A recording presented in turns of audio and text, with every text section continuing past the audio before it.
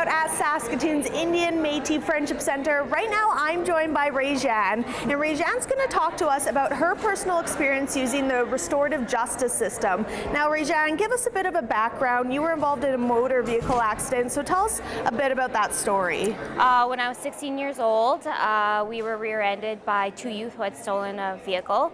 They were being pursued by police. They were going, I think, over 110 kilometers an hour. Wow. They didn't see us. We were stopped at a red light and they rear-ended us. We were all sent to hospital, some of us much worse off than others. And a couple months later, I received a call that they were going to be doing a sentencing circle for one of the youth because he was 15 and he did not have a criminal record. So I partook in that. It was scary at first. I was very angry at first, and once we sat down and we did a circle and everyone had a chance to speak and tell this little boy who was just that, very little, very scared, how it affected us, I did feel better. So tell me what your first impression was. You got this call that this youth is going to be a part of a sentencing circle. What was your first opinion about that? Slap on the wrist. Yeah. I was mad.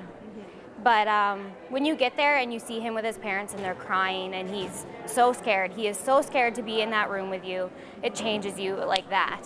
And when you hear his story, it affects you, and that's what got me into social work and is what got me doing what I do today. So that's awesome. That's awesome to hear. So tell us, you were sitting around in a circle. How does that process kind of work?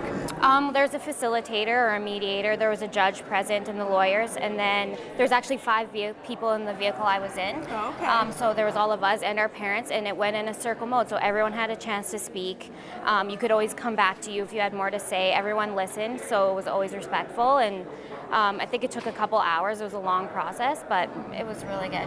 And how hard was it? Because restorative justice really focuses on involving the community, victims, and the offender. So how hard is it to sit across from your offender, someone who's harmed you like that? It's hard, but sometimes you want to see them. I think you paint this picture of this big monster in your head, right, that how could he do this to me? How, does he even understand what happened? And so when you see him and he's not a monster and this is his very first offense and he is scared silly, it kind of takes away your fear a little bit, and I think it helps heal. So for people who have not or do not know too much about the restorative justice system, why would you advise this approach for other victims? Because it gives you closure. If it had gone through the normal court process, you would have never had a chance to know what happened to this youth, and he would have still been a monster in my head for the rest of my life. But now I know he wasn't a monster, and I had to say I wanted him to see an anger management counselor. I wanted all that, and I knew he did it. So I had to say, and it gave me closure. Perfect. So before we wrap up, tell me, what's the biggest thing that you're going to take away from this experience?